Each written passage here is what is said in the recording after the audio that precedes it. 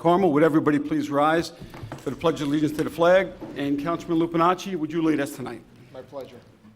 I pledge allegiance to the flag of the United States of America and to the republic for which it stands, one nation, under God, indivisible, with liberty and justice for all. Please remain standing for a moment of silence.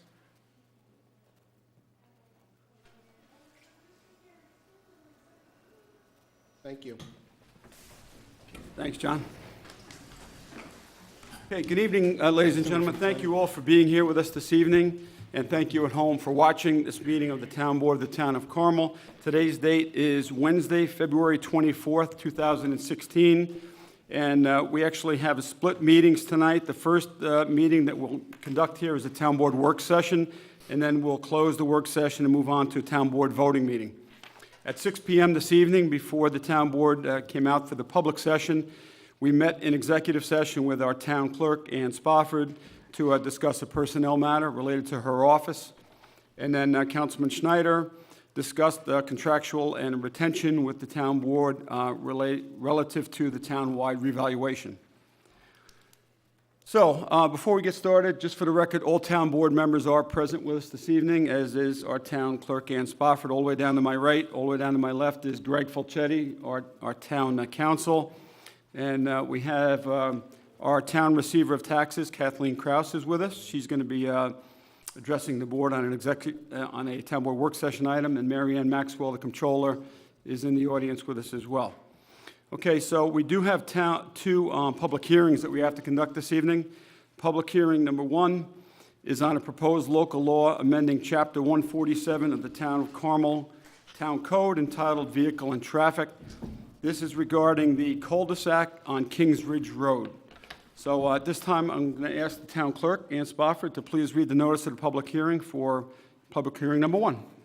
Notice is hereby given that the Town Board of the Town of Carmel will conduct a public hearing at the Town Hall, 60 McAlpin Avenue, Mahopac, New York, 10541, on Wednesday, February 24th, 2016, at 7 p.m. or as soon thereafter that evening as possible, on a local law amending Chapter 147 of the Town Code of the Town of Carmel entitled Vehicle and Traffic as follows. Town of Carmel proposed local law. If adopted, it would be number 1 of the year 2016. A local law to amend the Code of the Town of Carmel, Chapter 147 thereof, entitled Vehicle and Traffic. Be it enacted by the Town Board of the Town of Carmel, County of Putnam, State of New York, as follows. Section 1, Chapter 147 of the Code of the Town of Carmel, Section 147-51, Schedule 10, Parking Prohibited at All Times, is hereby amended by the addition of the following. The name of the street is Kings Ridge Road. The side is NA. Location, entire circumference of cul-de-sac. Section 2, Home Rule. Nothing in this local law is intended or shall be construed to limit the home rule authority of the town under state law, to limit the town's discretion in setting fees and charges in connections with any applications requiring town approval. Section 3, Severability.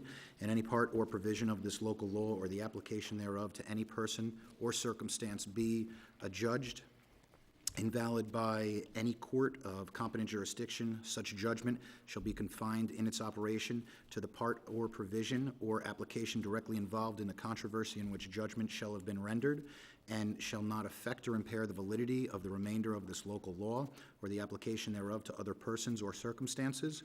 And the Town Board of the Town of Carmel hereby declares that it would have passed this local law or the remainder thereof had such invalid application or invalid provision been apparent. Section 4, Effective Date. This local law shall take effect immediately upon filing in the Office of the Secretary of State in accordance with Section 27 of the Municipal Home Rule Law.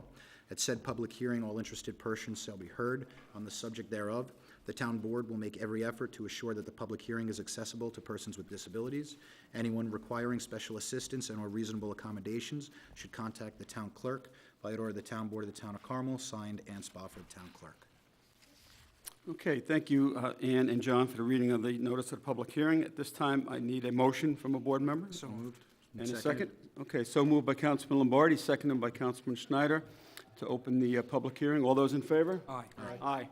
Okay, at this time, the public hearing is open on the amendment to the Vehicle and Traffic Law. This is for the posting of no parking signs in the cul-de-sac on Kings Ridge Road.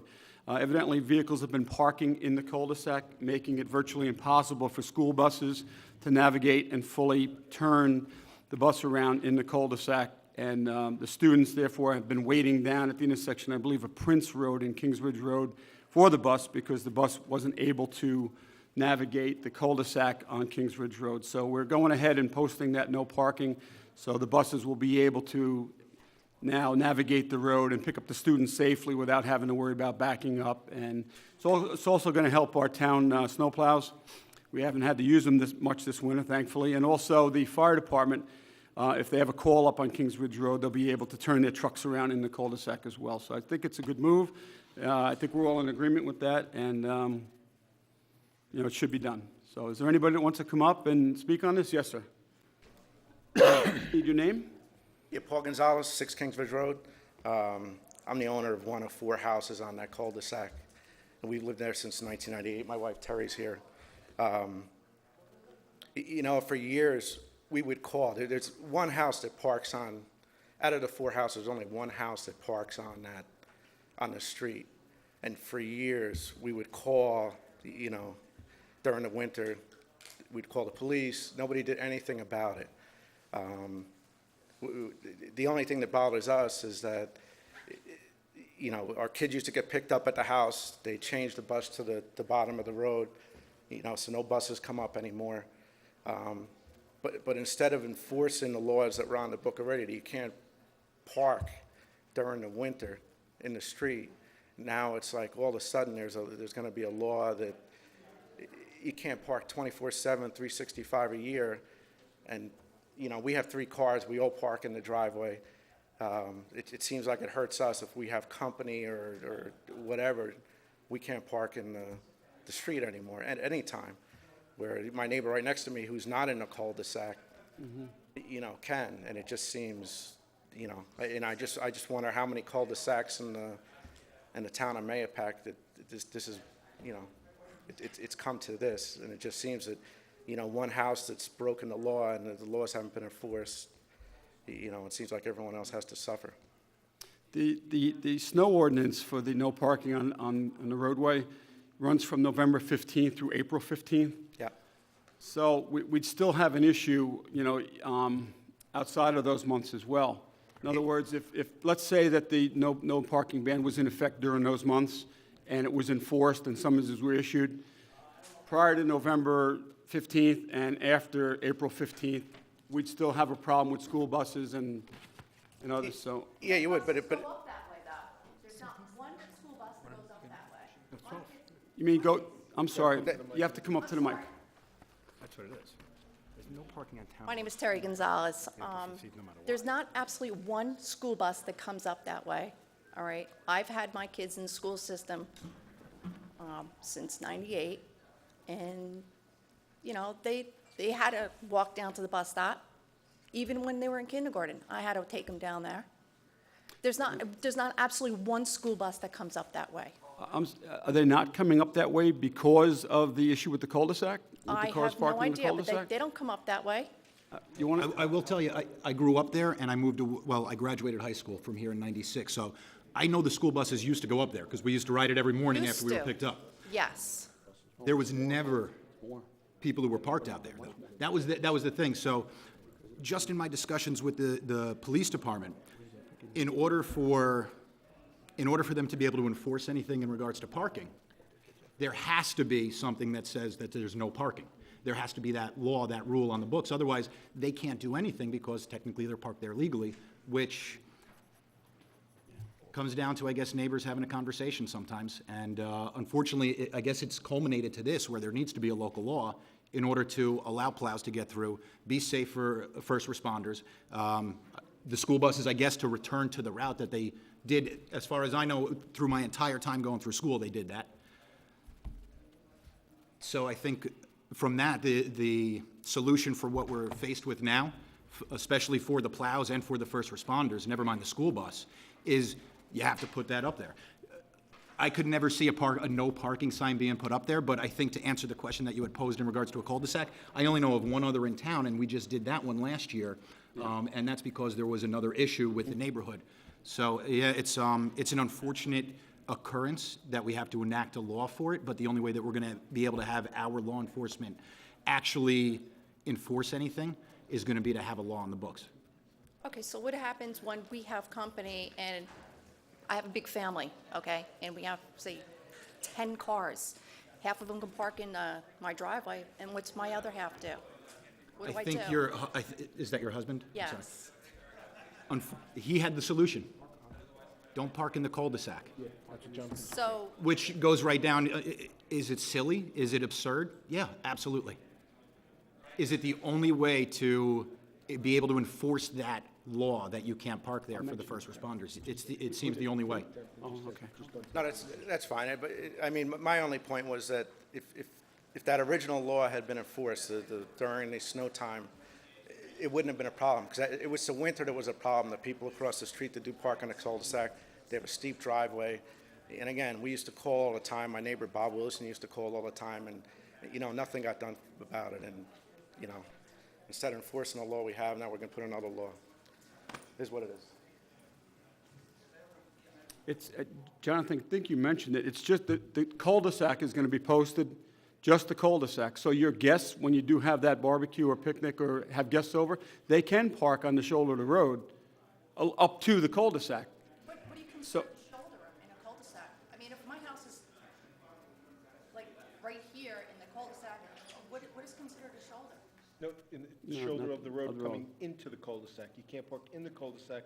I got you, But okay. along the shoulder of the road Along up to, that yeah. line of cul-de-sac. Yeah, because that's not being posted. It's just the circumference of the cul-de-sac.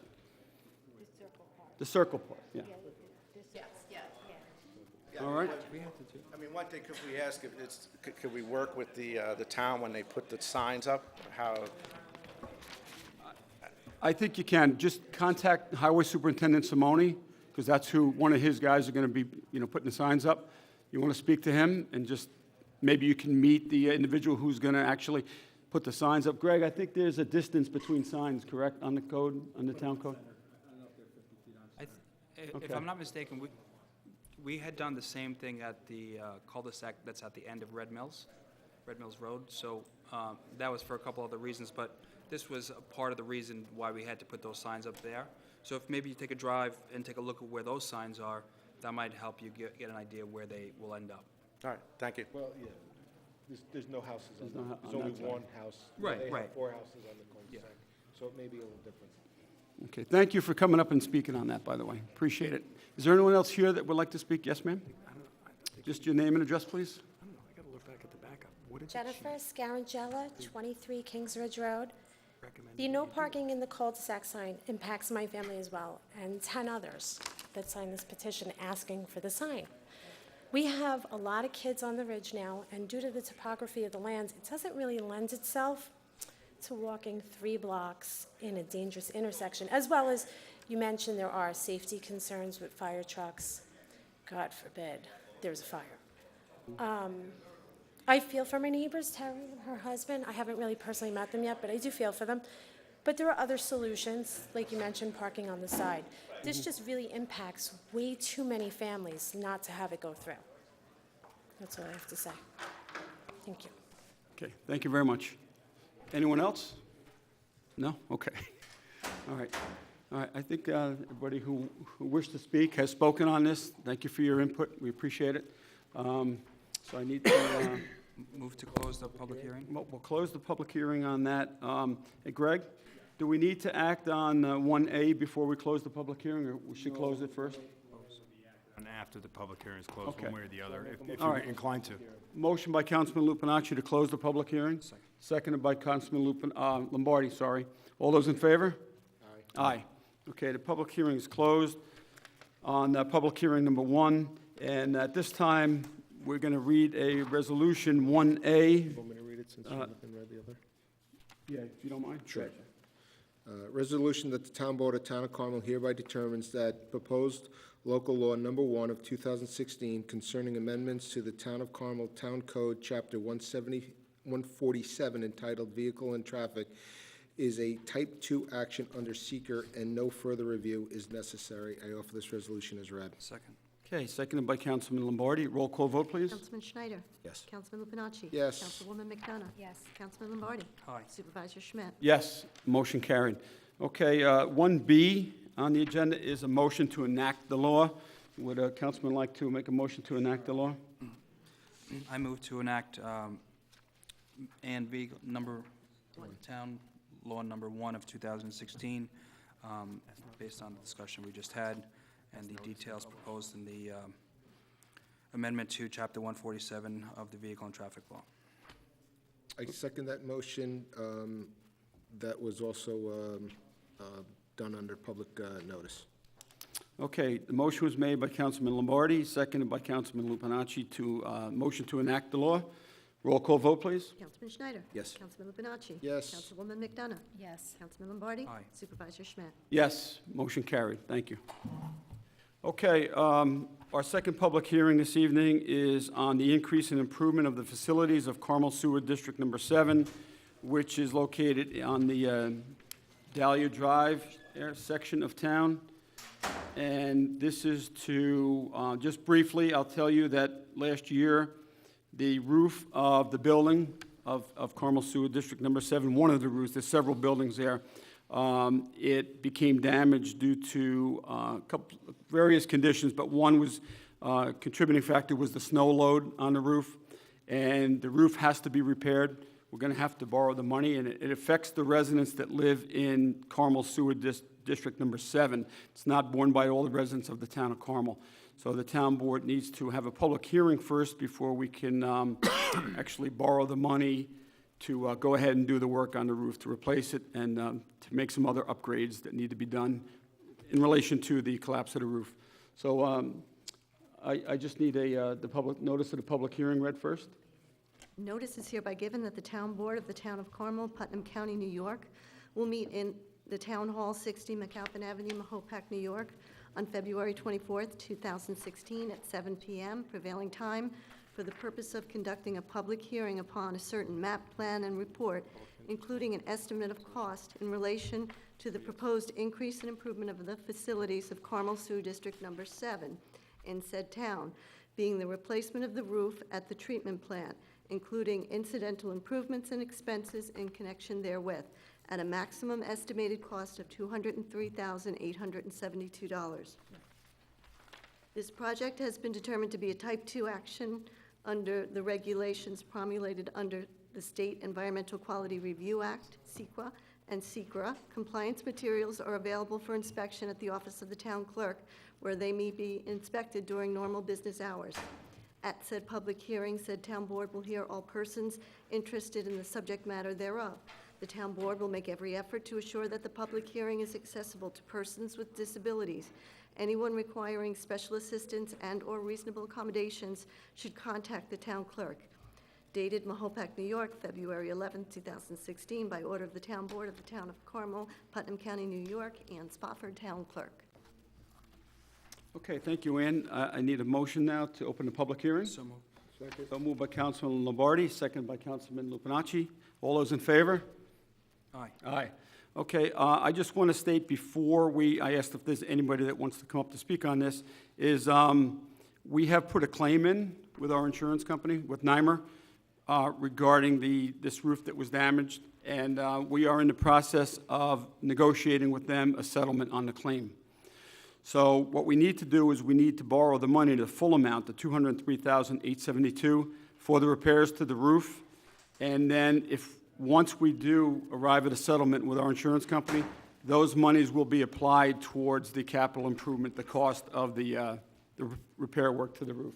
So, but first we have to authorize the full amount, and then whatever we do get, and I anticipate that there is going to be a settlement on the claim from our insurance company, will be applied towards the balance of what we had borrowed. So the number will actually wind up being less than this, but we have to borrow this money first. Is there anyone here that would like to come up and speak regarding the public hearing on the Sewer District 7 roof? Oh, okay, there being none, I need a motion to close the public hearing. Motion to close public hearing. Motion made by Councilman Lombardi, seconded by Councilman Lupinacci. All those in favor? Aye. Okay, public hearing is closed on hearing number 2. All right, now we're going to go on to our town board work session this evening. And first item on the agenda, Kathleen Kraus, the receiver of taxes, is here with us this evening. And this is to consider making an appointment of account clerk position in the tax receiver's office. Dominic, would you move over to the podium, please? Okay, good evening. I'm here tonight to ask the town board to consider making the appointment of account clerk in my office. That position is currently vacant. I have gone through the canvassing procedures and have selected an eligible candidate. She has accepted. Her name is Antoinette Pesavento. So I ask the board to consider making that appointment. Okay, there's a vacancy in the tax receiver's office. Yes, it is. And our receiver of taxes has canvassed the list of eligibles from personnel, and she has chosen or selected an individual who successfully passed the exam for the account clerk position, and she's just seeking permission from the board to go ahead and hire that individual. I have no problems with it, Kathleen. You have the vacancy, the money is budgeted. It is. In your budget for that position, so I have no issues with it. Town board members, any questions, comments for the receiver of taxes on the hiring of this individual? Jonathan, you good? I'm good. You good? Okay, all right. Okay, we're all set. Good. All right, Thank you know what to do now, I Kathleen, do. right? Thank you. Okay, Okay. thanks for being here. Have a good night. Wish her congratulations. Yeah.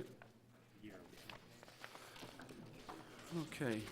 The individual that that the receiver of taxes is hiring is currently employed as a part-time hourly in the town clerk's office. So she's moving as a part-timer in the account clerk's office over to a full-time position in the receiver of taxes office. So she's been with us here working part-time.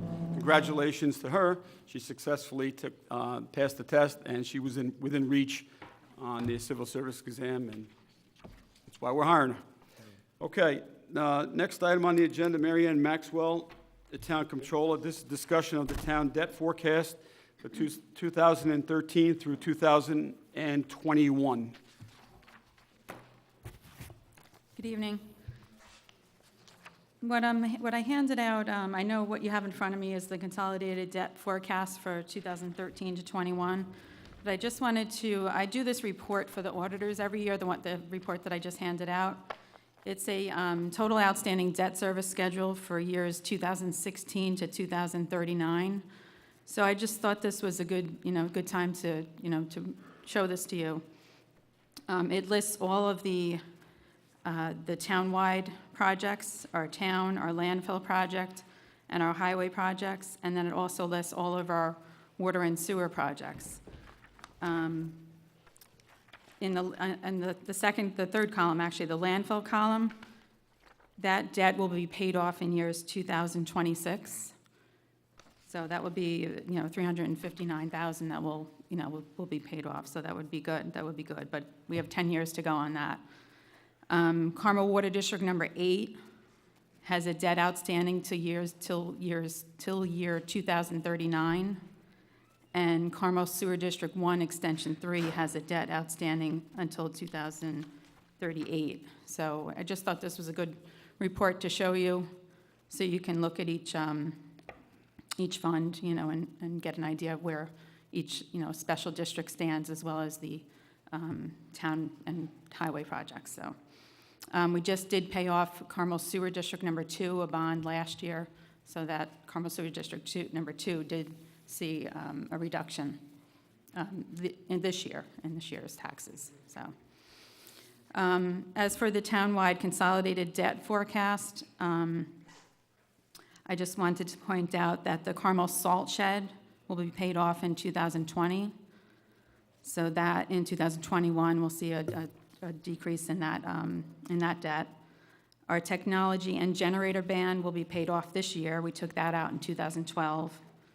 And the townwide reassessment project, we budgeted $450,000 in years 2014 and 16 through 16. We have a reserve fund balance of $200,000 and a debt reserve fund balance of $219,000. So the townwide reassessment project, we have $869,000 already budgeted and accounted for. So I'm not sure where that project is going to end up. I know we just did the pictometry, which, will get applied towards that debt. So I did, in 2017 and 18, I did include a $100,000 estimate in this forecast, just to be on the safe side in case we did have to borrow. Hopefully we won't, but, it's, we do have $869,000 set aside to cover the cost of that project. So as you can see, there is retiring debt in years 17, 18, 19, through 21. But as you know, the highway superintendent came to the board last week, last work session, with some requests: capital drainage of $200,000, highway resurfacing of $500,000, and machinery of $450,000. So if we were to go ahead and award those projects, we wouldn't have a retiring debt. We'd be increasing debt. So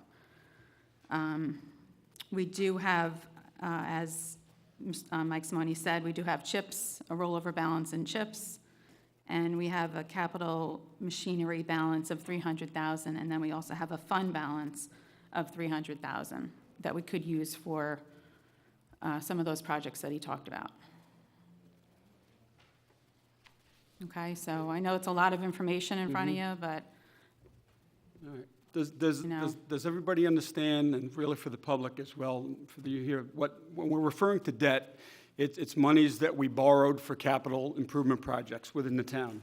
So we borrowed money, there's interest on that money, and when we have retiring debt every year, as Mary Ann stated, but we've also been adding new debt, new capital highway improvement debt for paving, drainage, and equipment. So some debt annually is retired, that comes off on our debt schedule, but then there's new debt added. So it's really, there have been years where we've retired more debt than we've increased debt. So it means our total debt from borrowing has gone down.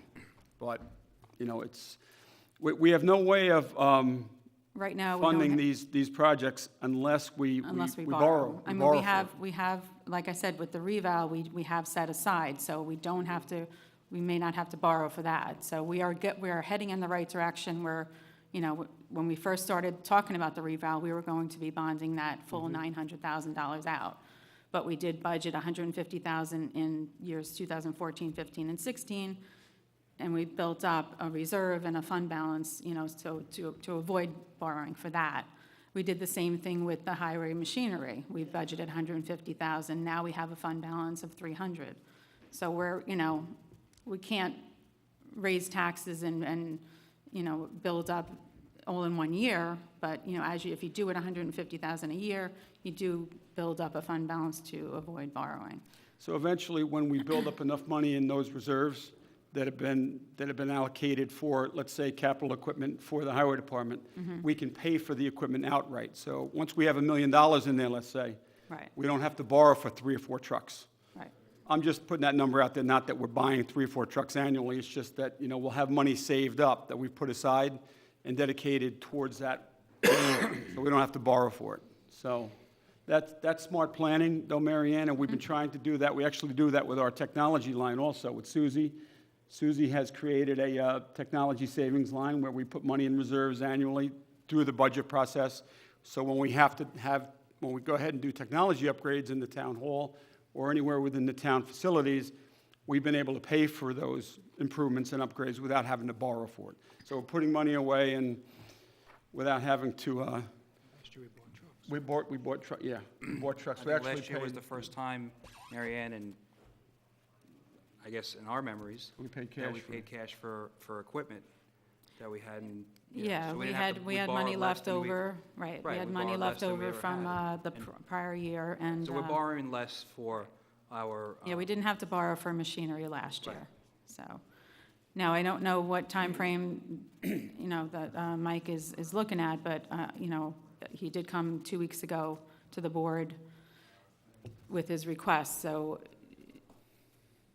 let me know if you want me to contact bond counsel to, or if you wanted to use any of these reserves. I believe we were waiting on, and thank you for preparing this, Mary Ann, we were waiting for this debt schedule. Right, So, and I'll let Mike know, Mike Simone know, and then we'll move forward with that. You know, Okay. We're going to borrow for that, so. I know he was, the fuel dispenser thing was, I think, 111,000. We could purchase that out of the fund balance, the capital fund balance that we have set up, instead of borrowing for that. That fund balance has 300,000 in there. Not talking about the machinery that we set up, you know, for trucks, that's separate. I have a fund balance that's set up for capital purchases, and we could use that fund balance to purchase the fuel dispensing, which I believe was 111,000. I don't have that in front of me, but I believe that's what it It was 111,000, yeah. So, All right.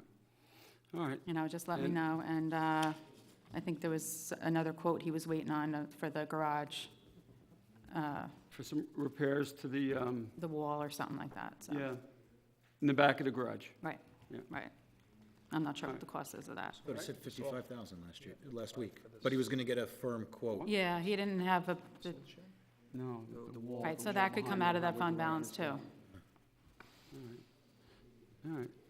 And thankfully, we've had a mild winter so far. So far, we have. Right. Right? Everybody's tapping. But we have, just keep in mind, we have November and December of this year also. So it's budgeted for the entire year. So let's say we have a mild winter up until the end of March, beginning April. We're not, you know, we have to have funding in there to get us through November and December, which are typically, you know, months that we don't see a lot of snow, thankfully, so. All right, Mary Ann, you finished? Yeah. I'm sorry. Does the board have any questions or comments for Mary Ann regarding the, you did a great job on this, Mary Ann, thank you. Thank you. Very comprehensive, the townwide consolidated capital debt forecast and the schedule as well. You know, we're going to need some time actually to sit I down. know, it's a lot of numbers. It's a lot of numbers to look at right here, but Right. we'll be taking a look at them further. Okay, So thank you very A much. lot of numbers, and sadly, they're too big. yeah. Yeah, they're too big, yeah, you're right. All right, Mary Ann, All right, thank you. thank you, yeah, appreciate it. Have a great evening. Okay, next item on the agenda, number 3, this is to consider additions and deletions to the active list of the Carmel Fire Department. This is to Town Clerk Ann Spofford. Dear Mrs. Spofford, the following people have been added to the fire department roles as probationary members: Matthew DeFeo of Carmel, New York, and Seamus Baker of Carmel, New York as well. And I think there's one, yeah, if you turn it over, Board, on the flip side of this, there's also, the following people have been removed from the fire department roles. And sadly, the reason that Mr. Martin McDonough is being removed from the roles is because he passed away, I think 2 or 3 weeks ago. And, you know, Martin McDonough, from what I know of him, spent a lot of years with the Carmel Fire Department, did a great job, was dedicated to volunteerism in the fire service in the hamlet of Carmel. And, you know, sadly, he passed away. So we have to just formally, by resolution, remove him from the roles because of the workers' comp coverage and things like that. All right, any questions or comments about number 3, Fire Department additions, deletions? All right, number 4, consider request to waive the 30-day notice requirement in Section 64 of the New York State ABC law, it's the Alcohol Beverage Control Law, with respect to a liquor license for Flamma, I think I'm saying it right. If I'm not, I apologize. Wood Fire Tavern Incorporated, DBA Flamma Wood Fire Tavern. You have a letter here from the attorney representing the operators of Flamma. Dear Sir, Madam, this office represents the above subject with the license application for the premise, so captioned, as required by the Alcohol Beverage Control Law, Section 110B. I, on behalf, am notifying you of the intent to file an application for a liquor license with the New York State Liquor Authority. Pending a waiver from your municipality, a 30-day hold before said application can be filed. It's mandated by the State Liquor Authority. If a waiver to hold is an option, please refer to the attached sample waiver and provide the same on your letterhead. Please feel free to contact this office if you have any questions. Very truly yours, Glenn Kubidista of Port Ewan, New York. So the application is on the second page. This is for 18 Clark Place, which is the old Spatafora restaurant, which previously it was Ariano's Trattoria restaurant, so there's a new business going in there, a Flamma Wood Fire Tavern, and they're applying for a liquor license. and requesting that the town board waive the 30-day requirement for comment on that liquor license. The town attorney and I reviewed this, and it's complete, so therefore we can move forward with it. Does the board have any questions or comments with respect to the 30-day waiver? This is something that we do quite often for new businesses that open that are intending on serving alcoholic beverages on their premise. Susie, John, anything? John, Jonathan? John and Frank? No? Okay. All right. So we'll have a resolution next Wednesday for that, Greg? We will. Okay. All right, next item on the agenda, number 5, this is to consider request to declare old equipment obsolete and authorizing disposal of the same. This is actually equipment that was stored in my office, and what I mean by stored is it's been there for at least 9 years in the cabinets in my office that I've never touched or used, and I don't think anyone else is going to, because everything on this list is outdated, and it's outlived its usefulness to the town of Carmel. So by law, under New York State law, we have to declare it old and obsolete before we can dispose of it. The list is, there's a tape player, it's actually a cassette tape player, a Kodiak digital camera, an Olympus digital zoom camera, Olympus digital zoom camera model such and such, a Motorola car phone. This was probably one of the original car phones, and maybe it should go in our museum instead of disposing of it. So maybe we'll hang on to that one and give it to the Historical Society, put in the museum. Panasonic VHS video camera. This is one of those big old camcorders that you hold over here to play the VHS tapes. Who uses those anymore? A Fosdick personal monitor speaker, a Sanyo dictograph machine, transcription machine. Nobody uses those anymore. And an old Garmin GPS 3 Plus serial. Everybody that has smartphones, all the smartphones that I know of have GPS in them. So we really don't need to hang on to this equipment any longer. It's taking up space in my office, and which I can use, so I like to get rid of this stuff. Unless the board has any objections or any questions or concerns regarding it. The e-waste containers are up the street. Yeah, thank you, John. Yeah, this is, once the resolution is approved next Wednesday, this stuff's all going to be carted up the street to, as John stated, the electronic waste trailer to be disposed of. So I don't think anybody's going to want to pick through it to take any of this stuff because they're not going to be able to use it. All right, any questions, comments regarding disposal of old and obsolete equipment? Okay. All right, next item on the agenda, number 6, is the discussion of contracts for the fire protection services, ambulance services, library services, dog shelter services, dog control services, and the outreach worker. These are our contract vendees that the town of Carmel annually enters into contract agreements with to provide services to the town of Carmel that are funded through taxpayers of the town of Carmel. And these are the various fire protection districts. You have Fire Protection District number 1, which is Mahopac Falls. Fire Protection District number 2, which is the Mahopac Fire Department. Fire Protection District number 3 is the Carmel Fire Department. And you have the Mahopac Library. You have the Reed Memorial Library. The Dog Shelter Services of the Putnam County Humane Society. And the outreach worker is the Putnam County outreach worker that assists with the Senior Citizens Program in the town of Carmel for town of Carmel residents.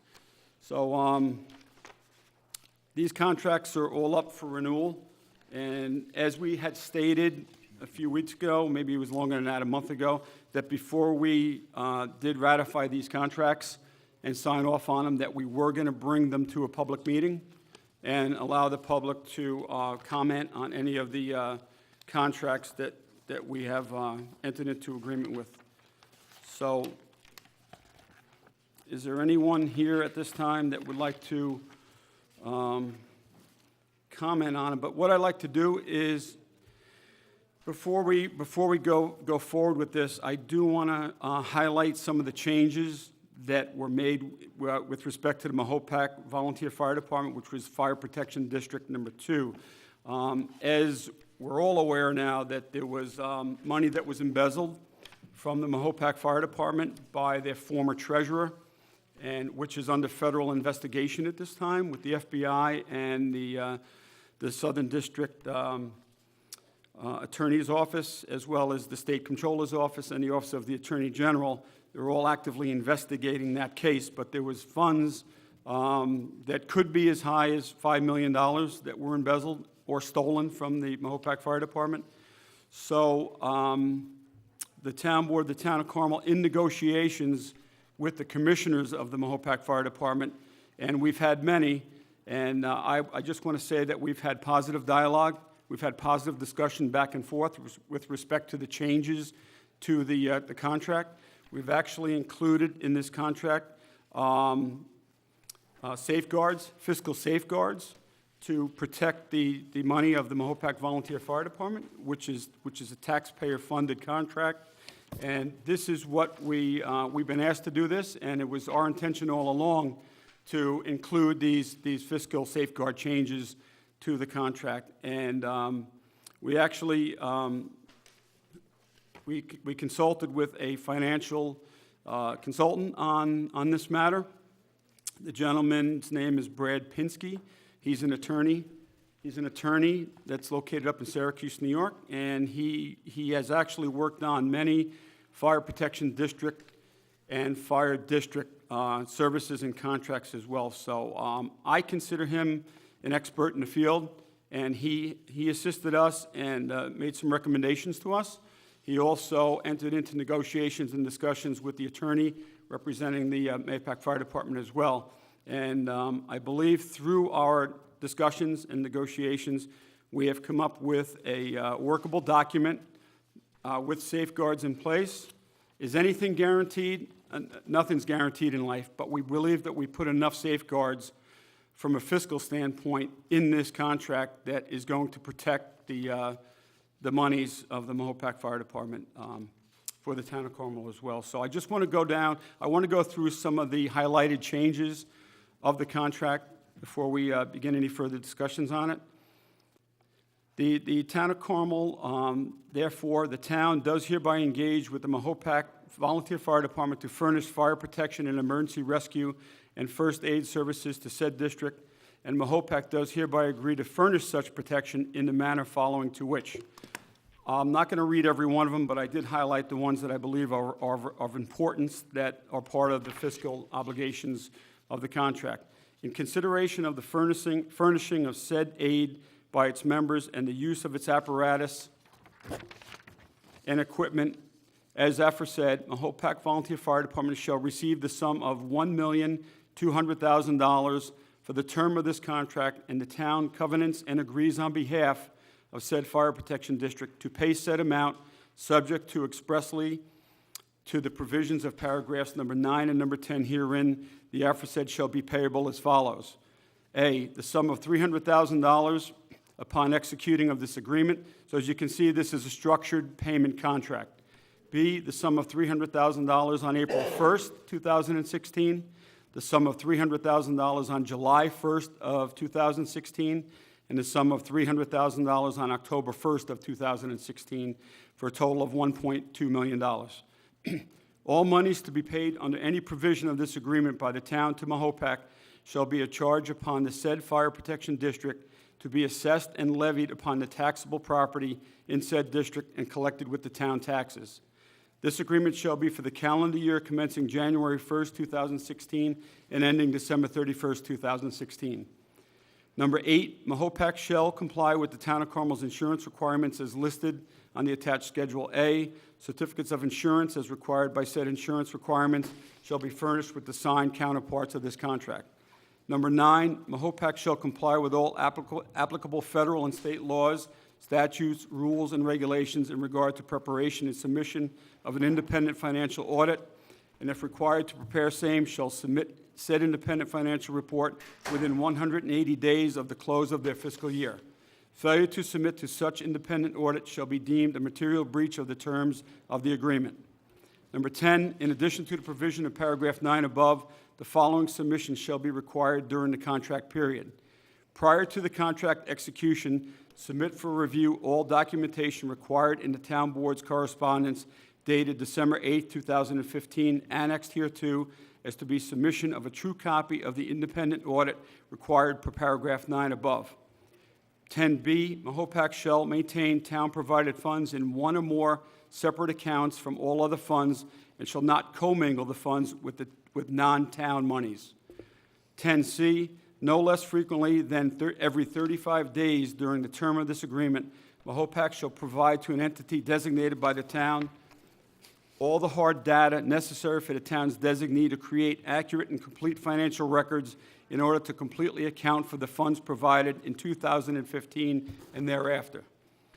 Such information shall include all documents identifying the expenditures, transfers, distributions, and other dispositions of the funds provided by the town, and shall include legible copies of the front and back of all checks, money orders and payments, bank statements, deposit slips, invoices, receipts, investment accounts, CDs, and transfer statements. Mahopac Fire Department may provide at its option and for the convenience of the town's designee a read-only access to online bank accounts which hold town funds. D, town's designee shall provide town and Mahopac with printed and reconciled balance statements and profit and loss statements.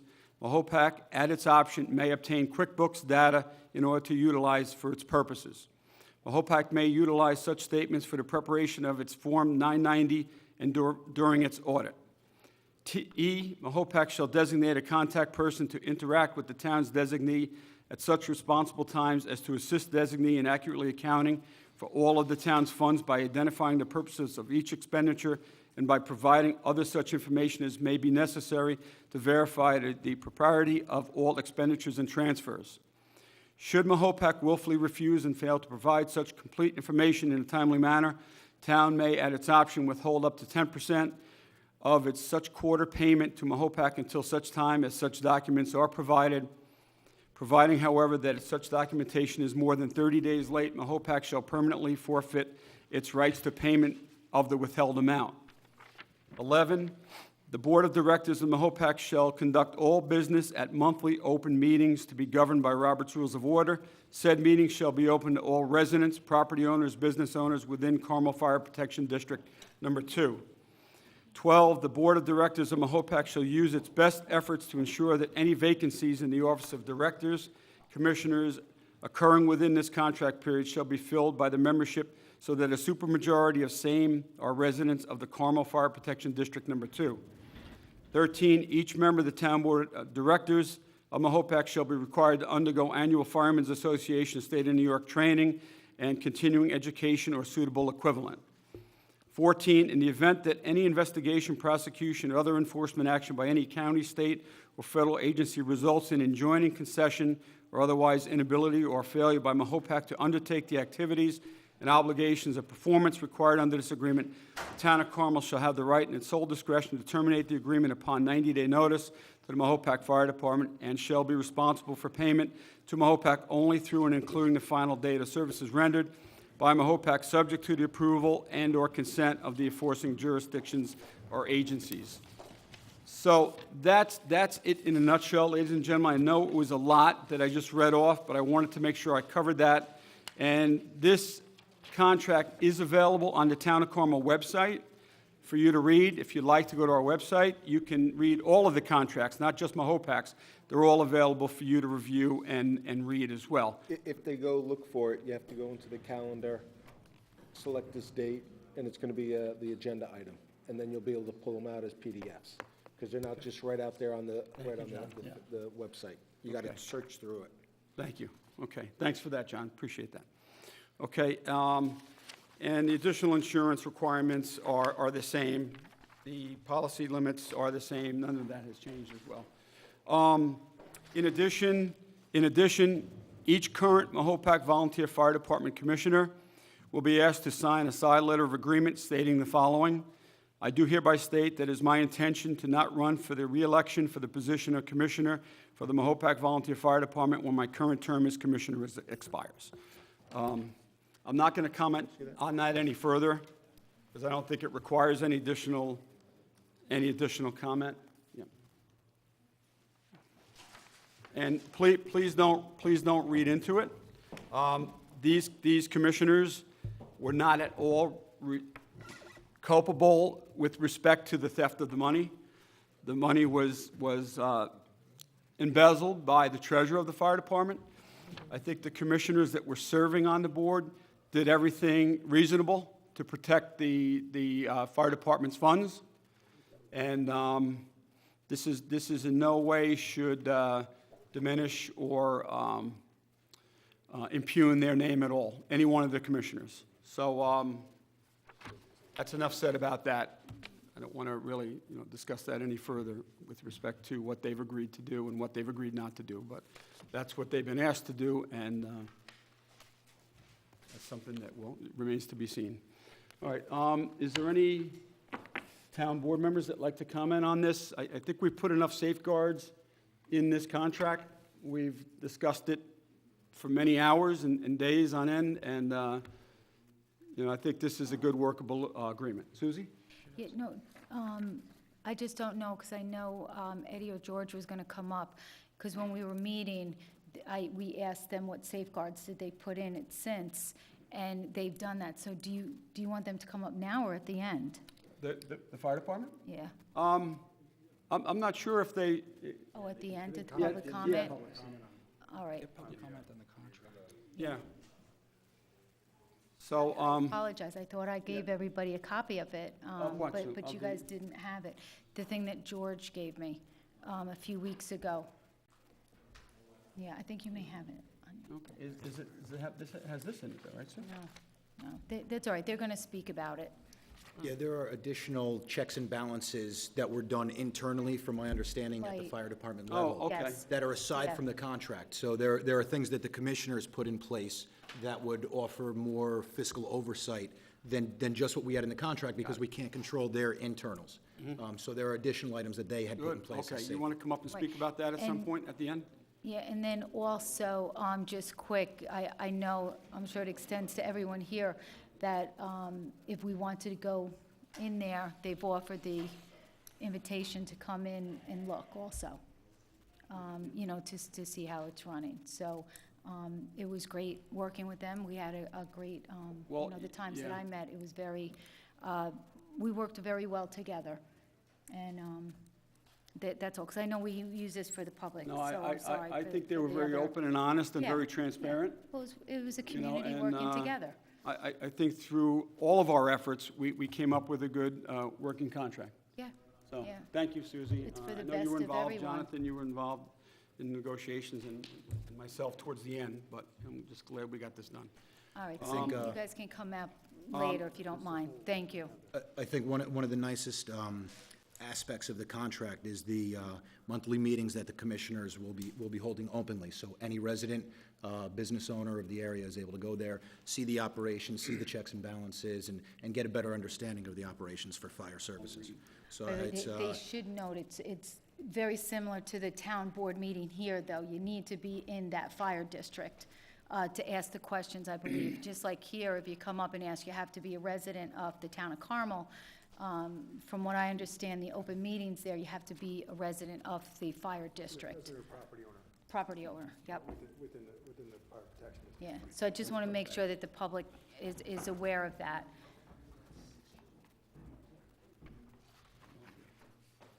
Okay, all right. So that completes our town board work session agenda for this evening, and I'm going to ask if there's any members of the public that would like to come up and comment on any of the agenda items that we covered during the work session. You're free to come up at this time. Well- And that includes the contracts, all of the contract. Bob? If you don't mind, Mr. Vice President, your question is only if the... You can't, but, No, but it would be nice if... You have to no, come Bob, up you to the can't, mic. nobody can hear you out there until, yeah. The camera loves you. I don't know who put that on. You're looking at the wrong one. I'm just respectfully asking only if the commissioners agree to this, if they would come up first, because maybe they can answer a lot of questions some of us are going to ask, and maybe we won't have to ask unless they prefer to go last.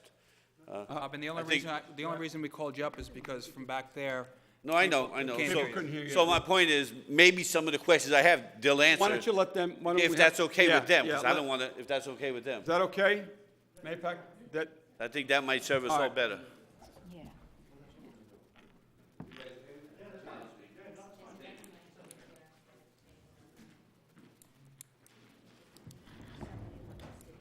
My name is Chuck Lewis. I'm one of the commissioners of the Mahopac Fire Department, and I am also now the treasurer of the Mahopac Fire Department. After we discovered that there was issues with our funds, we closed every account that we had. And we went to the banks that we deal with, and every single account that was under the fire department's name was closed. It took several days to straighten stuff out, so we actually reopened new accounts under new numbers so that we could still operate, because at one point we couldn't pay anything. We had numerous accounts with money market, savings accounts, checking accounts, and so on. We closed all those accounts, and we now operate only under 3 checking accounts. Our operating account, which is what the town funds goes into, a general fund, which is our fundraising money, and our 2% tax fund, which is the foreign fire insurance money. Each account pays for specific items only. This way, it's easily tracked, and we know exactly what's being paid to what, and there's no numerous accounts for us to track. It's very simple to follow now. All our accounts are on QuickBooks, so it's easy to get reports out and understand what they are. We've no longer do business with the accounting firm that we were using that was doing all our book work. We hired a new accounting firm to do our annual audit, which is O'Connor and Davies, which you guys are very familiar with. And we hired a completely separate accounting firm, Pat McIntyre out of Brewster, who is doing our monthly books and helping make sure everything's reconciled properly and checking everything for us. As far as our funds, we are tracking everything to the penny so that there's any question, we know exactly where it is. All our accounts now, all our dual signature checks. Right? I generate, the bills come to me through the chief and the president's office and our utilities. I generate the checks, I sign them, I leave them. A second party, one of the other board members will come, they review all the bills, they'll sign off on the checks. Once that's done, a third party, who is our chairman of the board, George, he will come, he will review all the checks, double check the math and so on, and then he'll sign off on them before they're ever put in an envelope and sent out. This way, everybody sees what's exactly going on.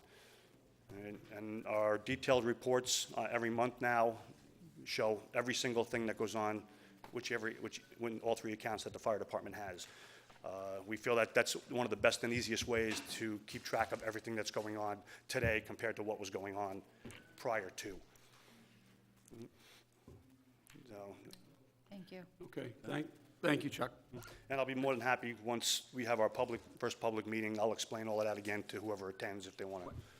Do you have a date already for that, Chuck?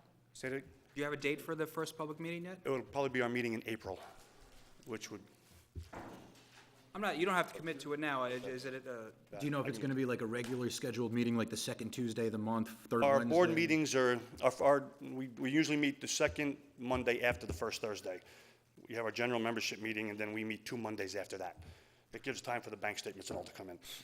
Get the requests of the departments that they can be you presented know to the what, commissioners, right? Chuck, just give, if you don't mind, if someone could give a call to the supervisor's office, just let us know when that meeting is. Yes. And we can announce it, Yeah, and then absolutely. I'm sure if it's a regular occurrence, you guys will decide it's the second Tuesday of the month, or whatever it turns out to be. So, not a Second problem. The only thing we Tuesday usually change following it is the first holidays or Monday, whatever else. right. Yeah, it's Right. the second Or if you Monday come up with following sched- the first Thursday. How's that sound? Sounds Like great. that. You know what, Chuck? Makes sense to us. Why don't you, Makes sense to us. at the first meeting, kind of go through the calendar and figure out when those meetings are? Yeah, no And you problem. can give us a list. Yeah. That'd be good. Not a problem. If anybody has any questions, I'll answer with that. Is it normal, it's not a challenge, it's more of a question, is it normal for a commissioner or director to be a treasurer? It was never before. Okay, and just in general of non-for-profit organizations or for fire departments? Because again, it could be construed possibly as a slight conflict of interest. In the I appreciate district, you volunteering. We're fully in charge of all funds within the fire department. We always had a separate treasurer, just how it worked on our elections. Okay. Nobody was looking to handle this. As long as you knew how to handle the checkbook and balance everything, that was it. So I had no problem jumping in, at least for now, just to get everything so that it's, when somebody else takes over for me, which is going to be soon down the road, it's easy to follow. It's not hard. I for will say the anybody. majority of volunteer not-for-profits, I see a board member being a treasurer. Okay. Paid not-for-profits usually has a employee that's the CFO, And then on the fire districts, it's an appointed individual. Yep.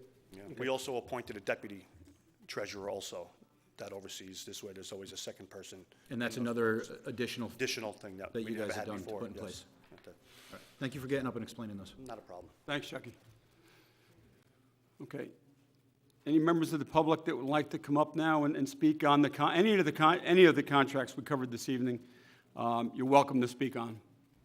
Anyone else? Bob?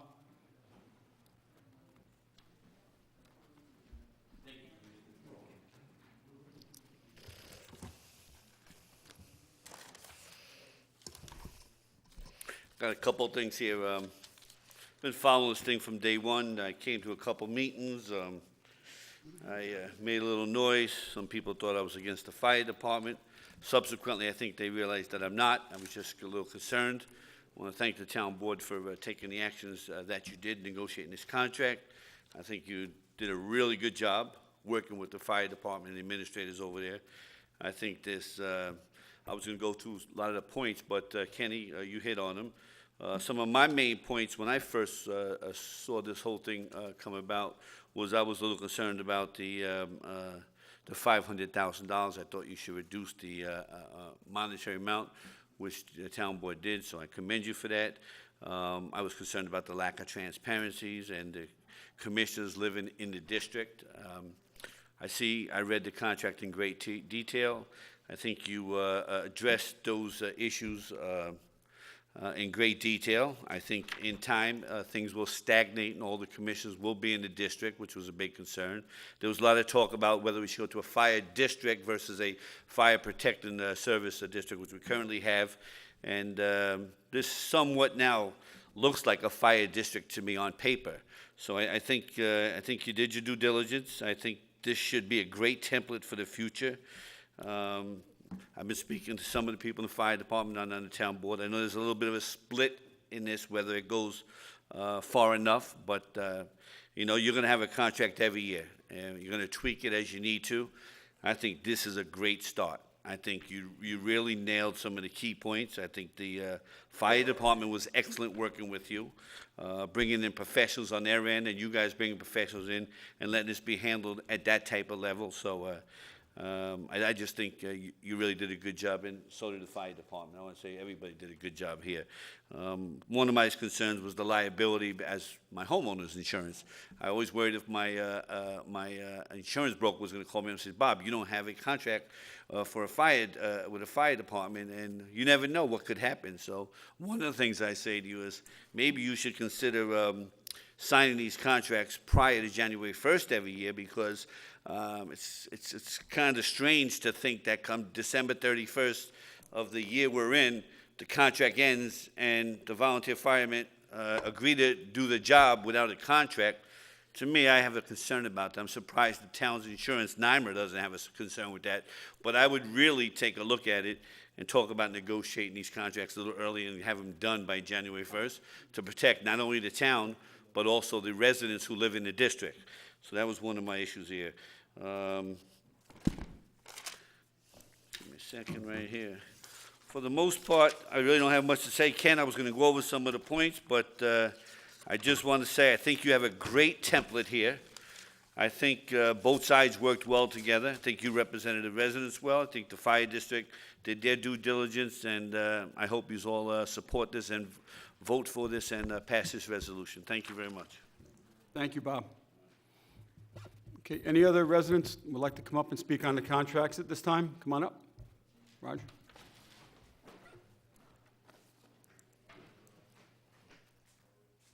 Hi. Just two questions. I guess when the discussion of the reduction of proceeds in the contract initially had come up, and I guess that was towards the end of December, someone asked if there was, you could give us some insight as to how you came up with the $500,000 number. And I think the response was that you weren't ready to do so at that time.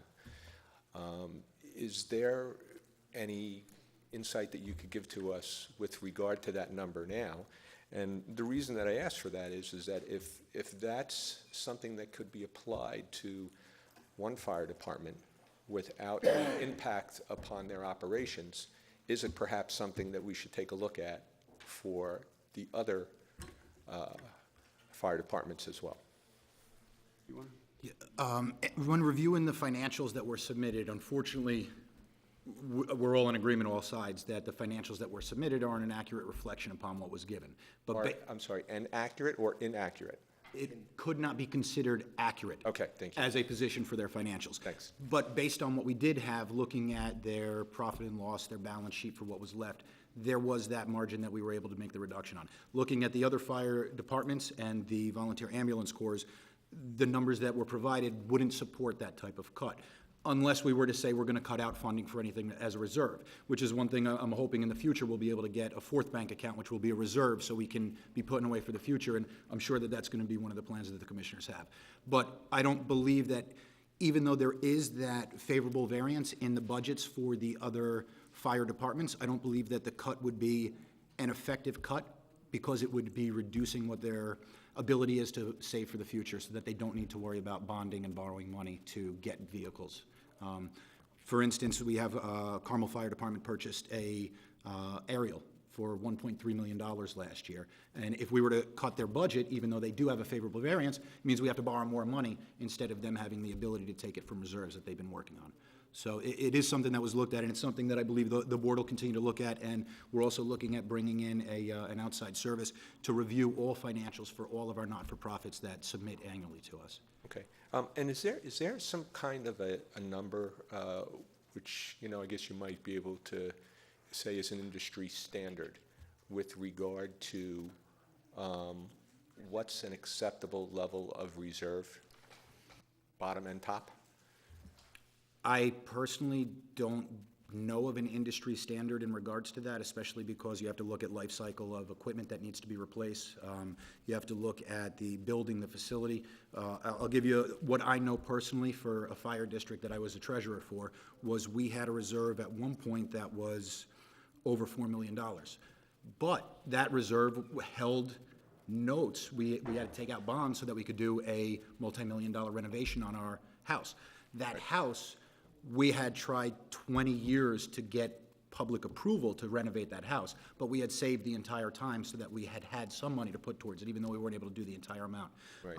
That same fire district now is in the process of purchasing another truck at approximately $650,000, and that's all coming from reserve. So I personally can't tell you a bottom and a top for reserves, but I believe that every department, their board of directors and their, not their officers, but more their president, vice president, will be the ones who are able to figure out what the appropriate level of reserves are based on what their equipment is, what their lifeline of that equipment is, and on what their facilities are. And I think that that's really something that's more individualized. And if you take a look, you could see a very large variance between all of the fire departments that we work with. Right. And, and that makes an awful lot of sense to me. But I guess just at some point in time, you want to try to have a conversation, or I would think that you'd want to try to have a conversation. If you see a reserve or a number of reserve accounts that just continue to grow and to grow and to grow, what's the end game? I mean, what is that money being set aside for? I think I know exactly what you're talking about. That conversation has taken place, and there are very, very large plans in regards to assets. One discussion that I had in regards to one of those reserve funds was the expansion of a water line to run through the major areas of coverage for that one fire department that I believe you're referencing. I've had a few... I don't have anything specific in mind. Okay. I'm just saying, I mean... We do have one fire department in particular with a very healthy reserve in town, and when I discuss things with their membership, their senior members, their board of directors, there are a lot of plans that are in place that will need that reserve there to fund it. So when we do see something like that, we do take action to get more information, because we may not have all the answers right there on a piece of paper, but we definitely keep that communication. Yeah, and it's, the comment or the question that I asked is not meant as an accusation. I mean, it's just more of a point of reference. I mean, I'd like to know. The other thing is that I, like Bob, thought that the changes that you made in the contract were good. I take a look at contracts all day long, and I'm used to seeing teeth in contracts. So if somebody doesn't do something that they're supposed to do, there's usually a very specific right or a remedy to the other party of the contract in it. And I didn't really see it here, but I guess that you're working in that direction. So, that's a good thing. But I guess my question with regard to the contract is with all the other vendors that you have, is there a point in time, and I know that you had said, you're working in a compressed time frame now and you want to do this, you want to expand this going forward. I mean, I would think that this contract that you have now becomes the template for all your other not-for-profits going forward. And I'm just curious as to whether or not there's a real commitment on your part to make sure that that happens going forward.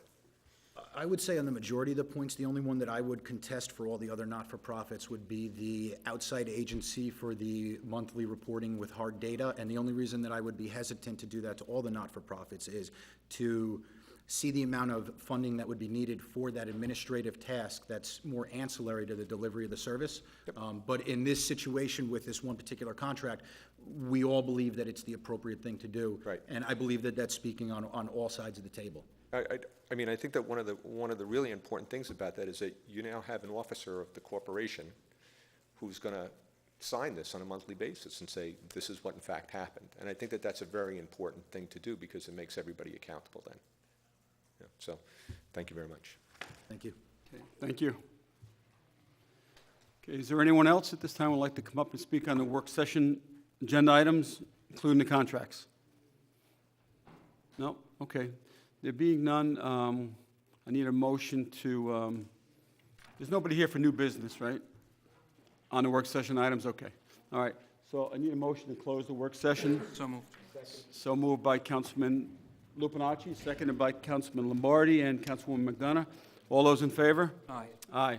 Okay, I need a motion to open up the town board voting meeting. So moved. So moved by Councilman Lombardi, seconded by Councilman Lupinacci. All those in favor? Aye. Aye. Aye. Okay, so the first order of business for the town board voting meeting is to, it's probably a long-awaited appointment by the Town of Carmel Police Department, because, we've had some retired officers and some have left to join other departments, and which caused our ranks within the police department to be reduced. But as you can see tonight, ladies and gentlemen, we're going to be authorizing appointing of a full-time police officer for the town of Carmel. We're going to wait just a couple of minutes for everyone to come in, and for the officer that we're going to be appointing tonight is going to be coming in with his family as well. So come on in, everybody. You can join us. Have a seat if you'd like to. If not, the Petropala family, if you could stay over on this side of the room, that'd be great, because you're going to be coming up at some point also.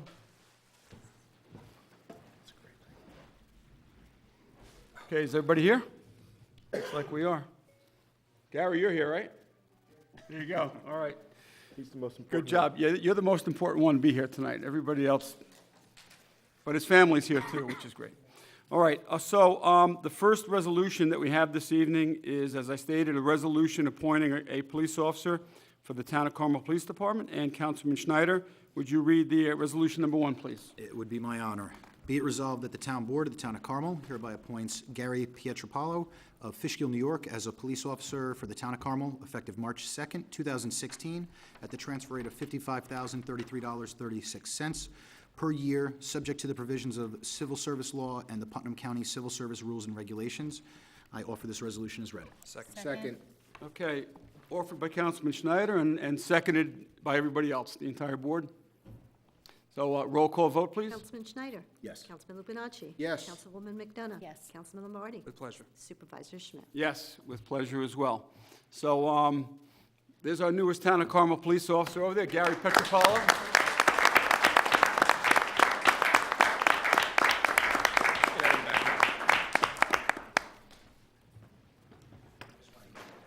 Oh, yeah.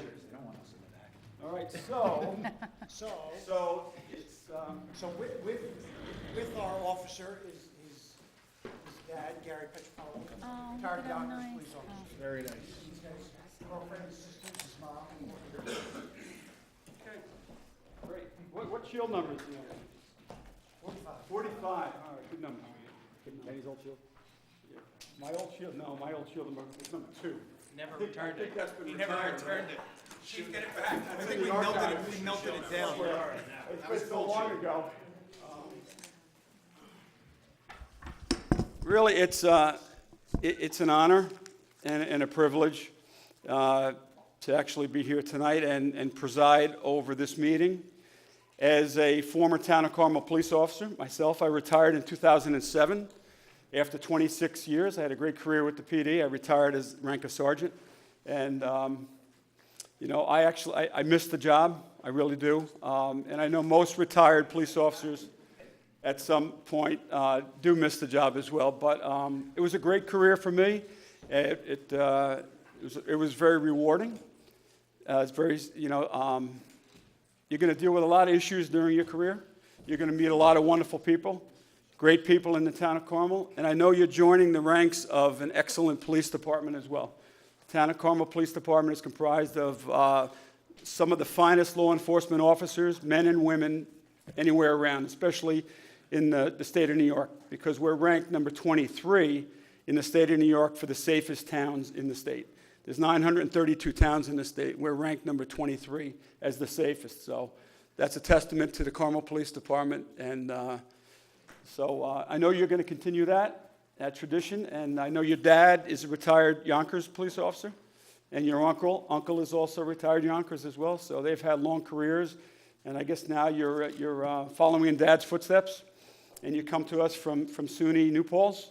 So Gary was a police officer full-time for SUNY New Paltz, and took the civil service test, scored high enough on it, and he's now a member of the Carmel Police Department. I know Chief Kazari, this is a long-awaited hiring for you and your staff as well, so we welcome him, and I think there's going to be one more down the road as well that we're going to be adding. So we're increasing the staffing of the PD, which is something I know that you had requested, and we agreed with you, and we're going to do that, okay? Excellent first choice for my first hire. Yeah. Yes, he is. He absolutely is.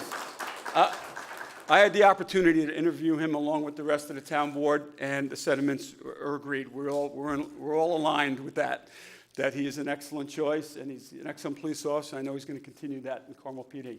So it's my job now to swear you in. All right, so I'm going to need the family. Come on over here, guys. I'm going to need the family to hold the Bible, if you would. And if the reporters want to get a shot of this, that would be nice. I didn't need glasses, by the way, when I retired, but I need them now. So I need you to put your left hand on the Bible. All right, and please raise your right hand. This is the oath of office, and just repeat after me. I, Gary Pietropalo, I, Gary Pietropalo, do solemnly swear that I will support and defend the Constitution of the United States of America do solemnly swear that I will support the Constitution of the United States of America and the Constitution of the State of New York, and the Constitution of the State of New York, and that I will faithfully discharge the duties and I will faithfully discharge the duties of the appointed position of police officer of the appointed position of police officer in and for the town of Carmel, and for the town of Carmel, according to the best of my ability. according to the best of my ability. So help me God. So help me God. Congratulations. Thank you. Best of luck, guys. Thanks, Mom and Dad and girlfriend and sisters and everyone. Yes, you're welcome. Thank you. Appreciate it. Thank you. Yeah, congratulations. Yep.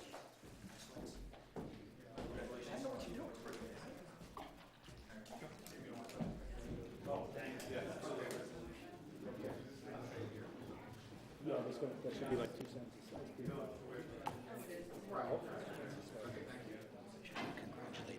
Very nice.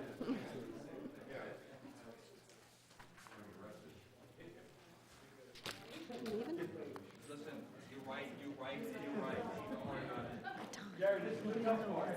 The tough part's over now. Congratulations. Thank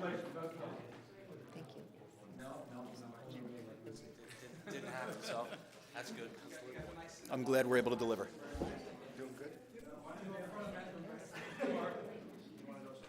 I guess so.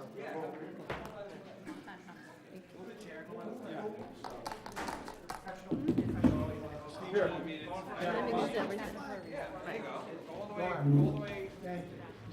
Gary, you come on this side. No, closer to Chief. All right, there you go. Stephen? Look at, there you go. Something's missing. I can't tell what something's missing. Something's missing there. I can't figure it out. A snail that was on his lip. Yeah, so he shaved it off. What do we look like? Congratulations. I told Kenny it should be like the Old West with the guns. Okay? One more. Oh, that one's nice, Bob. You got the sign. With all these cameras, I don't think you can go Sign undercover. behind it. Hey, Ken. Yeah, that is good. Thank you. All right, Gary. All the best. That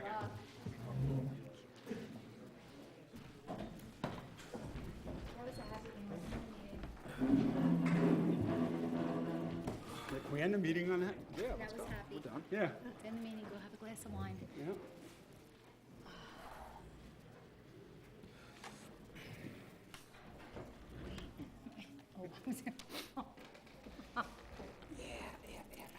Okay, all right, that's it. All right. Okay, be nice to end the meeting on that, right, Sue? Yeah, I was I gonna agree with say. you, but we can't, we still have the resolutions we have to. Is everybody here? Nope. Jonathan? Okay, all right, so, next resolution this evening is a resolution accepting a proposal for financial development services for Carmel Sewer Districts. Councilman Lombardi, would you read number 2, please? Resolve the Town Board of Town of Carmel, acting as commissioners of the various sewer districts within the Town of Carmel, hereby accepts the proposal of Endeavor Municipal Development, Inc., Germantown, New York, for the provision of financial development services for the Town of Carmel sewer districts for year 2016 at a cost not to exceed $12,000 annually, in accordance with the proposal dated January 28, 2016, a copy of which is on file in the office of the Town of Supervisor. And it be further resolved that upon presentation of assurance certificates in form acceptable to Town Council, Town Supervisor Ken Schmidt is hereby authorized to execute any and all necessary documentation to effectuate the proposal upon the terms authorized herein. I offer the resolution as read. Seconded? Okay, seconded by Councilman Schneider. Roll call vote. Councilman Schneider? Yes. Councilman Lupinacci? Yes. Councilwoman McDonough? Yes. Councilman Lombardi? Aye. Supervisor Schmidt? Yes, motion carried. And Jonathan, can I ask you to just, for the benefit of the public, just explain a little bit further what this is and why we're bringing this Endeavor Municipal Development on board with us? Yes, absolutely. One thing that we had budgeted for in the 2016 budget was for, I guess I'll use quotations, grant writing services. Because the contract, we're not able to have it as grant writing, this is going to be something that's separated out, and there are actually 2 contracts. The next resolution is going to be one as well. And it separates out for water districts as well as sewer districts, and this is going to be a outside vendor that we're utilizing in order to help facilitate the process of trying to receive either grants, funding, reduced interest rates, but all in all, we're just trying to get as much of a return on our investment as we can for the future infrastructure of our water districts and our sewer districts, which is right now. And it was budgeted. Yes, I think I said it was in our 16 budget.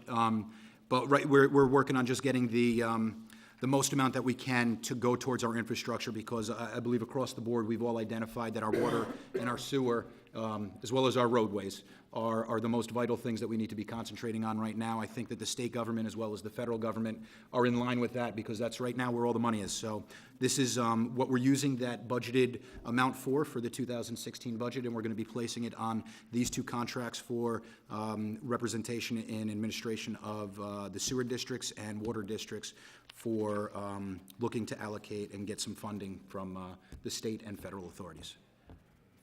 Okay, great. Thanks for that, John, explaining that a little bit further. Okay, next resolution, number 3, is a resolution very similar to this, accepting proposal for financial development services for Carmel Water Districts. Councilman Lupinacci, would you read 3?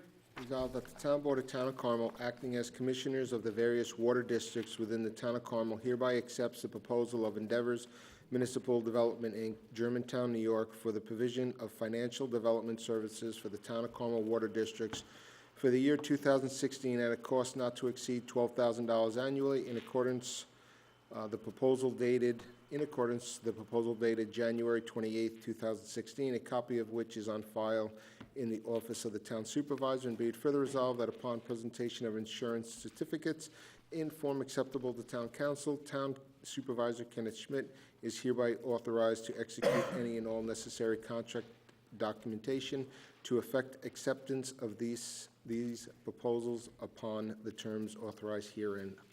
I offer this resolution as read. Okay, offered by Councilman Lupinacci. Do I have a second?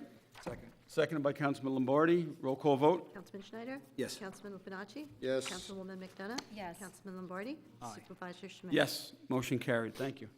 Okay, next resolution, number 4, is a resolution accepting a proposal for special counsel services. Susie, would you read number 4, please? Sure. Resolved that the Town Board of the Town of Carmel hereby accepts the proposal of the Pinsky Law Group, Syracuse, New York, for the provision of special counsel and legal services in connection with the Town of Carmel and its contracts with various not-for-profit contractors at an approved hourly rate of $230 per hour. And be it further resolved that upon presentation of insurance certificates in form acceptable to town council, Town Supervisor Kenneth Schmidt is hereby authorized to execute any and all necessary contract documentation to effect acceptance of these proposals upon the terms authorized herein. I offer this resolution as read. Seconded? Okay, second, offered by Councilwoman McDonough, seconded by Councilman Schneider. Roll call vote. Councilman Schneider? Yes. Councilman Lupinacci? Yes. Councilwoman McDonough? Yes. Councilman Lombardi? Aye. Supervisor Schmidt? Yes, motion carried. Thank you. Okay, next resolution, number 5, is a resolution, this is for a public interest order in the matter of the increase and improvement of the facilities of Carmel Sewer District Number 7. Councilman Schneider, would you read number 5, please? Whereas the Town Board of the Town of Carmel, Putnam County, New York, has duly caused to be prepared a map, plan, and report, including an estimate of cost pursuant to Section 202B of the Town Law relating to the proposed increase and improvement of the facilities of Carmel Sewer District Number 7 in the Town of Carmel, Putnam County, New York, consisting of the replacement of the roof and the treatment plant, including incidental improvements and expenses in connection therewith, at a maximum estimated cost of $203,872.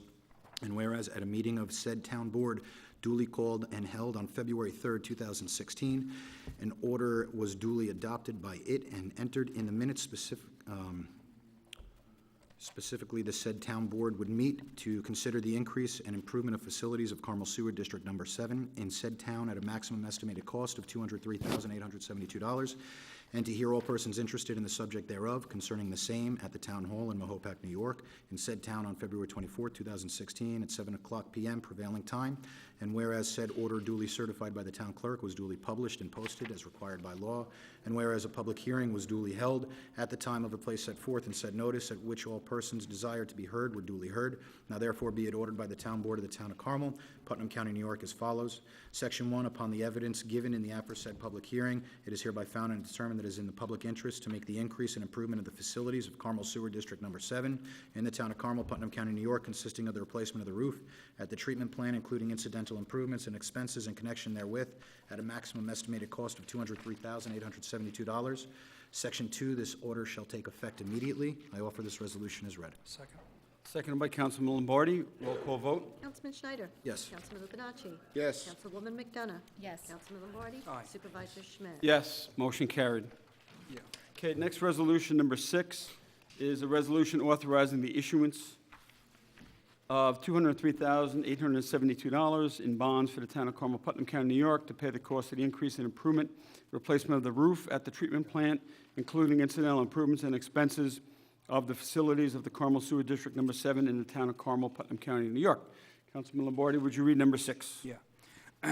Whereas pursuant to provisions hereby duly had and taken in accordance with provisions of Section 202B of the Town Law, and more particularly an order dated the date hereof, said Town Board has determined it to be in the public interest to improve the facilities at Carmel Sewer District Number 7 in the Town of Carmel, Putnam County, at a maximum estimated cost of $203,872.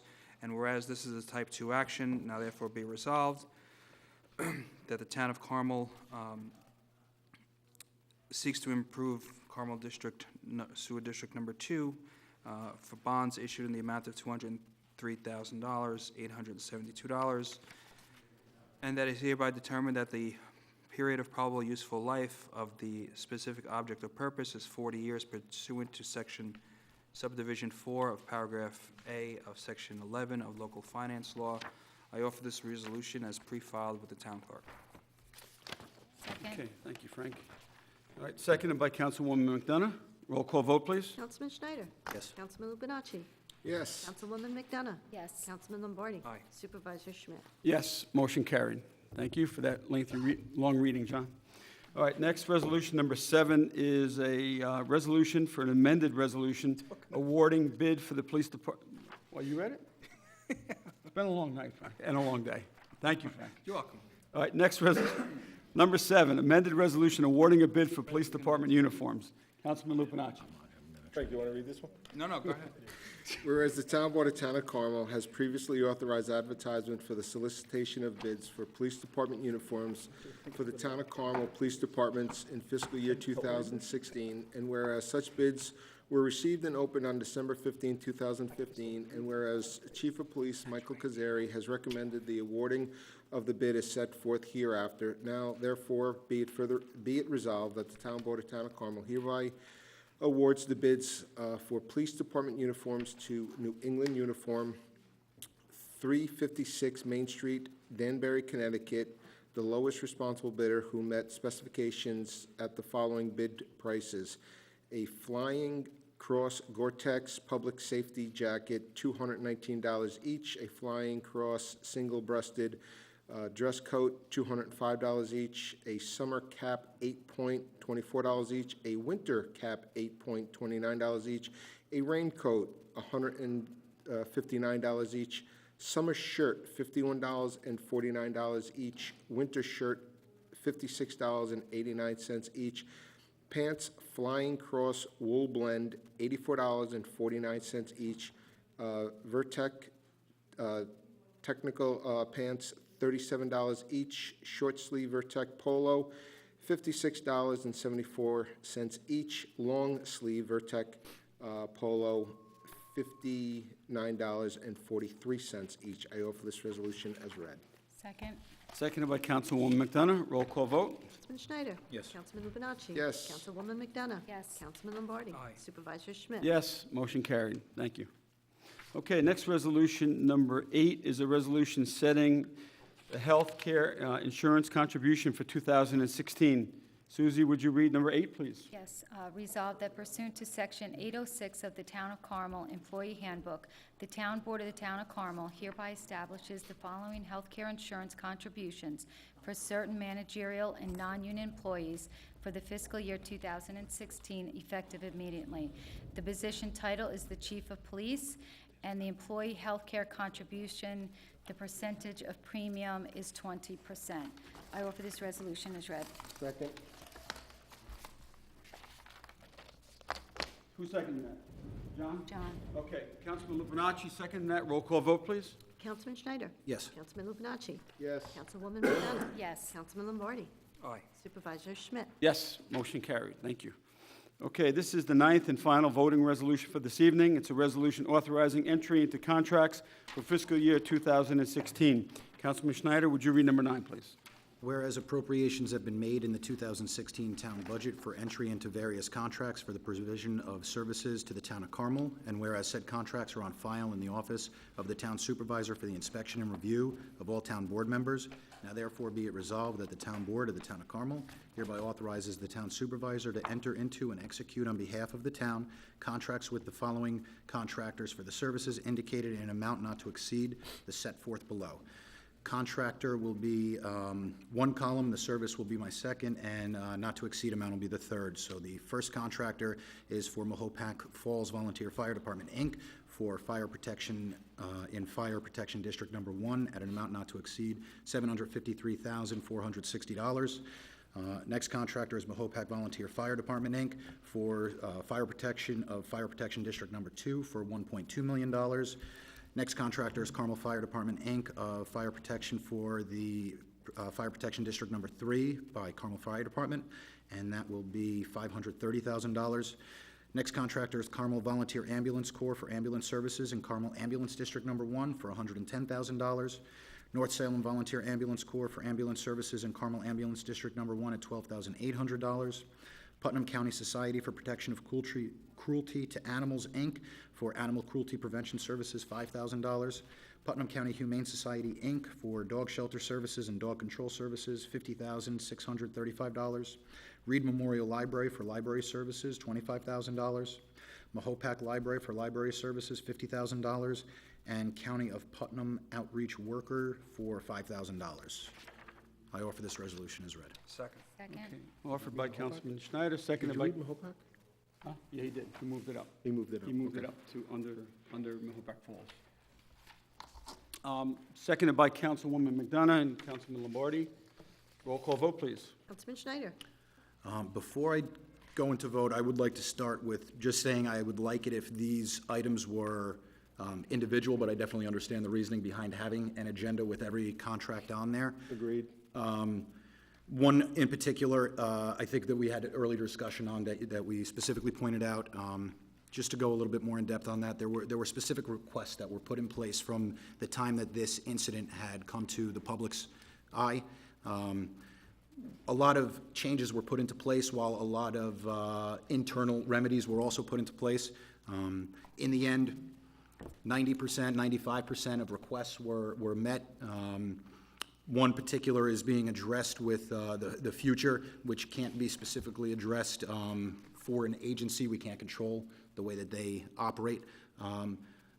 Based on that, it's not an ideal contract in my eyes, but because it, I believe, puts a lot of safeguards in there, and I believe that it does open things up to the public more so that the public could have more of an idea on what the underlying events taking place are for that contract.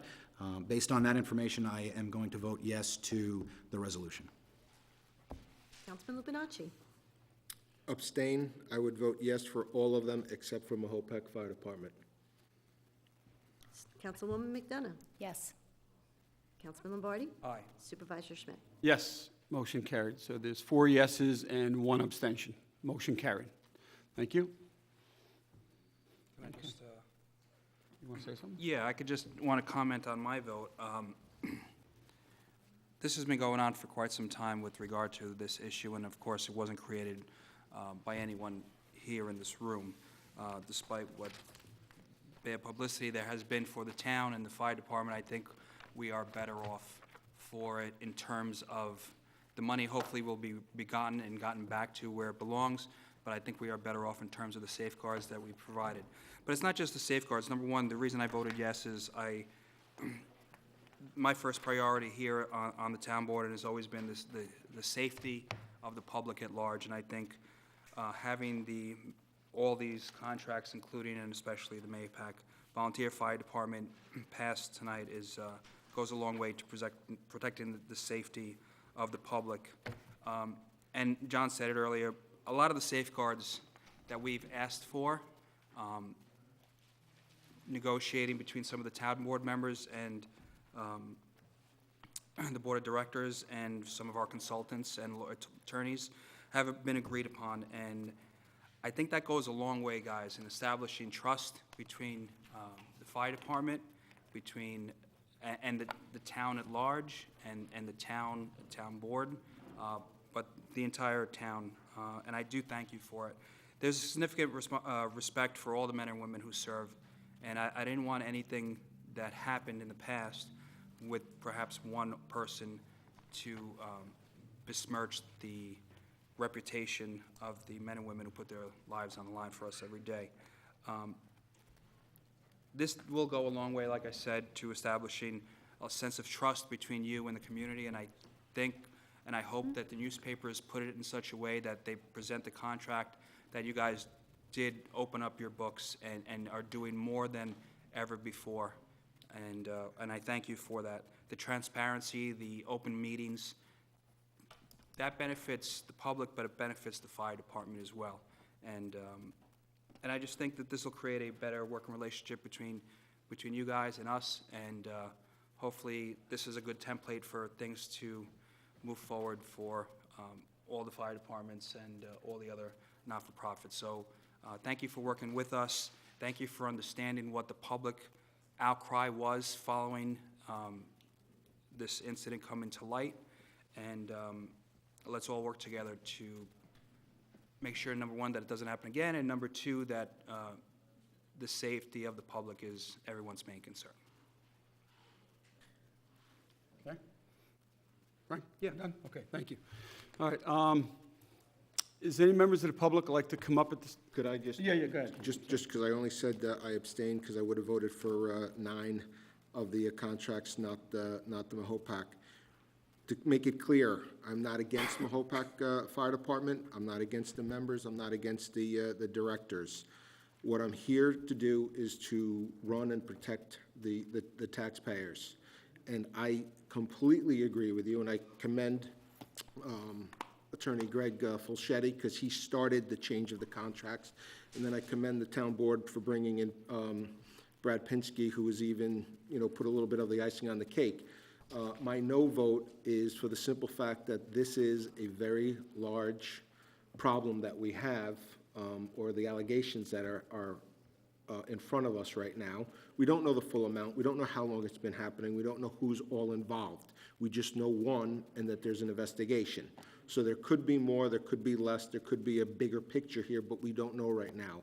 The reason why I voted no is because it's a good contract. It's going in the absolute right direction. I agree with all the public sentiment and the board sentiment that it is a good template and it is a good evolution. But I'm sorry, I needed the 100%. I didn't need it to be in the 90, 95% there in the evolution. I will say, kind of glad it passed, but for the record, I wanted a little bit more. It's good, and we'll go forth. I do hope we can put our foots in the right direction, because even though we're talking a lot of pleasantries, there was a lot of allegations and accusations in the beginning that it was the town board's fault and not the commissioners or the directors, and the directors weren't taking ownership. Now they seem to be taking ownership with corrective actions and doing the right thing and negotiating with us. So it just, we got to keep the whole picture in play. Great moving forward, great direction. I still think we could have done more, similar to when I voted no for the budget a few years ago. Okay, thank you, John. Anyone else, Susie, did you want to comment on anything? No, I voted just because in my eyes, it was the right thing to do. That's all. All right, thanks, Sue. All right, I think that's all the town board members that wanted to comment on this, they did, and thank you for your input and your comments. Now I'm going to go to the public. Does anyone want to come up at this time and speak on any of the voting agenda items that we covered this evening? Come on up at this time. Okay, there being none, we're going to move on to the open forum, new business portion of the meeting. You must be a business owner, resident, or taxpayer to comment on any town-related new business that you would like to address with the board. Okay, all right, there being none, I just have one announcement that I've been asked to make. Yeah, actually there's two, but we'll start with the Easter egg hunt.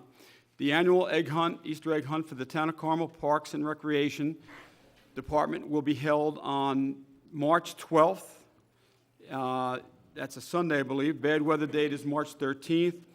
The time is 12 p.m. sharp. The place is Mahopac Middle School, high school, in between the high school and the middle school, out in the large open practice field for football. It's for kids through second grade. And it's sponsored by the Lake Mahopac Rotary Club. We'll be serving lunch from 11 a.m. to 12 p.m. And they'll have water, hot chocolate, coffee, hot dogs, cookies, and juice.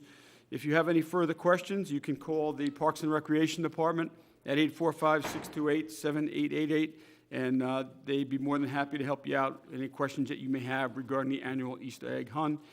Once again, it's hop over to our annual egg hunt.